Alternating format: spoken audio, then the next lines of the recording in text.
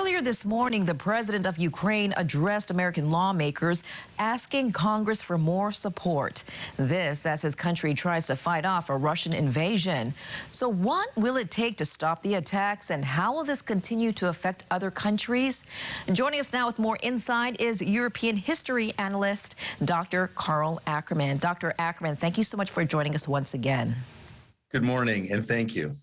Now, the Ukrainian president is once again asking the U.S. to establish a no-fly zone over Ukraine. In the past, President Biden has said he will not establish this, but how would this help Ukraine, and would it be enough?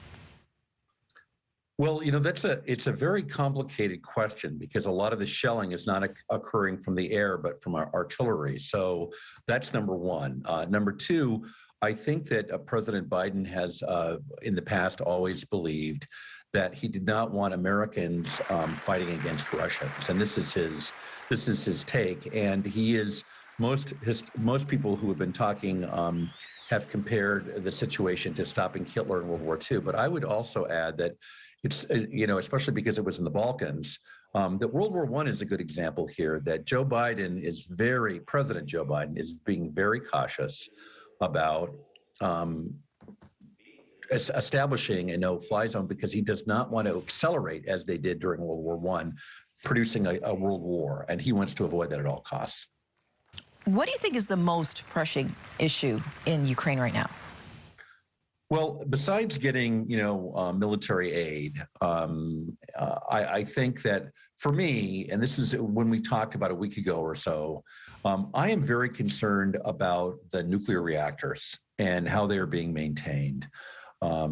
It's a lot of the people who are working in the nuclear reactors in the Ukraine right now are people who have been there for a long time because they're under a sort of prison guard by the Russians. And it doesn't seem to me that the Russians have sent in engineers and nuclear specialists to guard these nuclear reactors. This is really a pressing issue. And, I'm afraid of another Chernobyl.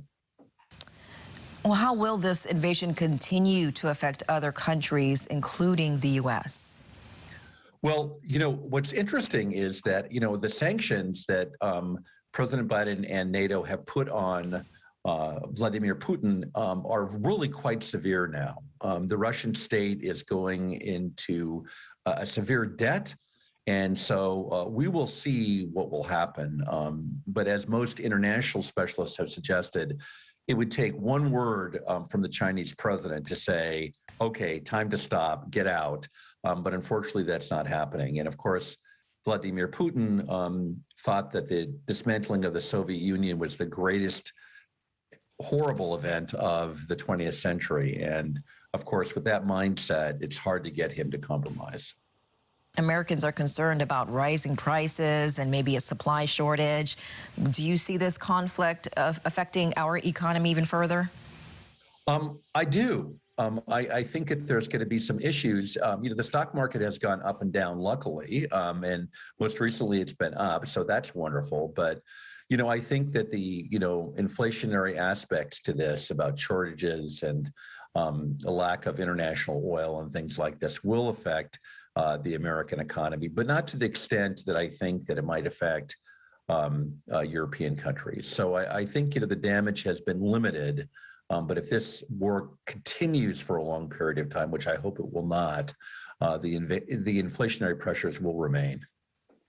And then finally, Dr. Ackerman, how would you put this President Putin incursion into Ukraine into historical perspective? Thank you for asking that, because I'm a historian and a historian of Russia. So that's a great question. And I would say that Vladimir Putin is operating the way Brezhnev operated in 1968 with his invasion of Czechoslovakia, and as the Soviet Union did in 1956. He expected to go in, quick change of government, and then everything is hunky-dory and you have a satellite country. So on that sense, that's a short-term answer. But a longer-term answer is that, the Kievan state, which was the original state for the Russians, was developing democratic institutions, and then with the Mongols invaded, they fled north to Moscow, and they were influenced by the Mongols' political structure.